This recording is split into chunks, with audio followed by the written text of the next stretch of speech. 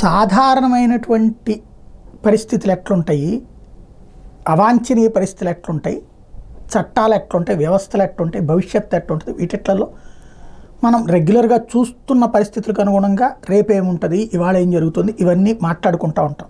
ఇందులో 100% కరెక్ట్గానే నడుస్తున్నాయి, ఒక 20% తప్పులు కూడా జరగచ్చు. అంటే అంచనా పొరపాటు అవుతూ ఉండొచ్చు.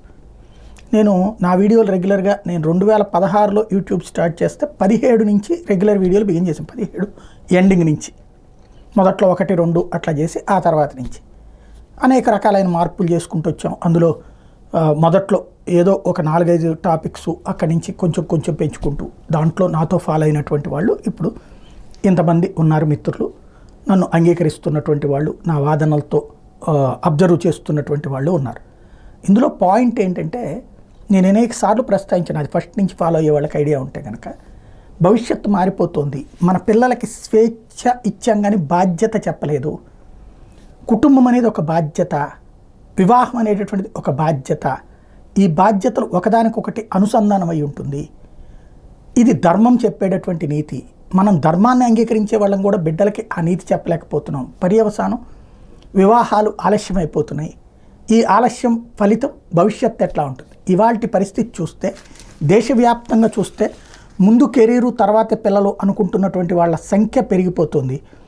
వయో నిర్దిష్ట సంతానోత్పత్తి రేటు పరంగా చూస్తే 2011-15లో 20-24 135, 16-20 20-24 113, 2011-15 నాటికి 25-29 ఏళ్ల కాన్పులు ఎక్కువైనాయి, 166, 16-20 మధ్యలో 25-29 ఏళ్లకు పిల్లల గంట ఎక్కువైంది, 139 దాకా అవుతున్నటువంటి పరిస్థితి. ఓవరాల్గా 2011-15తో పోలిస్తే 2016-2020లో దేశంలో వయో నిర్దిష్ట సంతానోత్పత్తి రేటు పెరిగింది. అట్ ద సేమ్ టైం కెరీర్లో స్థిరపడాలనుకోవడం, వీటి కారణంగా భారతదేశంలో వయో నిర్దిష్ట సంతానోత్పత్తి రేటు గణనీయంగా మారుతుంది. 20-24 ఏళ్ళు, 25-29 ఏళ్ళు, 30-34 ఏళ్ళు, 35-39 ఏళ్ళు, ఇలా 5 ఏళ్ళు ఒక్కో కేటగిరీగా వర్గీకరిస్తే, ఒక్కో కేటగిరీలో ప్రతి 1000 మంది మహిళల ఏడాదిలో ఎంతమంది బిడ్డలకి జన్మనిస్తారో దాని వయో నిర్దిష్ట సంతానోత్పత్తి రేటు అంటారు. దాని ప్రకారం ఈ లెక్కంతా కూడా ఓవరాల్గా ప్రసూతి మరణాలు తగ్గుతున్నాయి.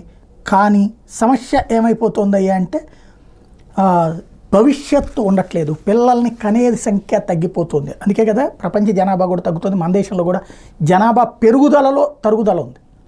ఇక్కడ దీని ఇంపాక్ట్ ఏమవుతుందంటే, ఇదివరకు నేను 20-21 ఏళ్ళకి పెళ్లి చేసుకున్నా. నాకు ఈ టైంకి వచ్చేటప్పటికి పిల్లలు, ఆ తర్వాత మనవాళ్ళు మనవరాళ్ళు అనేటటువంటి దశ ఉంటుంది. అదే ఇప్పుడు పెళ్లి చేసుకుంటున్న వాళ్ళు 30కి 35కి చేసుకుంటే ఏమవుతుంది? 25 తర్వాత 30-35 మధ్యలో చేసుకుంటే ఏమవుతుంది? వాళ్ళకి 50 ఏళ్ళు 60 ఏళ్ళు వచ్చేటప్పటికి వీళ్ళ బిడ్డలు పెద్దోళ్ళు అవ్వడానికే 60 వచ్చేస్తుంది. అంటే వాళ్ళ మనవాళ్ళని మనవరాళ్ళని చూడాలంటే వాళ్ళకి వాళ్ళ బిడ్డలు ఇంకో 35 ఏళ్ళకి 40 ఏళ్ళకి చేసుకుంటారుగా. వీళ్ళు 35కి చేసుకుంటే 70 ఏళ్ళకి వచ్చేటప్పటికి వీళ్ళకి దారుణంగా ఉంటుంది పరిస్థితి. ఇంకొకటి, ఈ బాండింగ్ పోతుంది. అంటే అంతా సెటిల్ అయిన ఉన్నాయి. ఇప్పుడు ఇద్దరు అబ్బాయి అమ్మాయి ఇద్దరు కష్టపడి ఎదిగినప్పుడు, నా కష్టంలో నా భార్య పాత్ర ఉందని, నా భర్త నన్ను బాగా చూసుకున్నాను, ఇద్దరి మధ్యన ఈ అరమరికలు లేనటువంటి సాన్నిధ్యం ఉంటుంది. కానీ ఎప్పుడైతే అన్నీ సెటిల్ అయిన అబ్బాయి కోరుకుంటున్న అమ్మాయి, లేదా అమ్మాయి వల్ల సెటిల్ అవ్వాలని కోరుకుంటున్నటువంటి అబ్బాయి, ఈ పరిణామాల కారణంగా ఏమవుతుంది?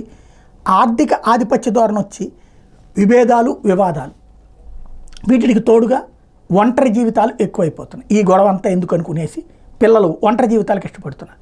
దాని పర్యవసానం రాబోయే రోజుల్లో పిల్లల్ని చూసుకోవడానికేమో డే కేర్ సెంటర్లు, వీళ్ళని చూసుకోవడానికి వృద్ధాప్య కేంద్రాలు, అలాగే వండి పెట్టే దిక్కు లేక చివరికి కమ్యూనిటీ కిచెన్లు.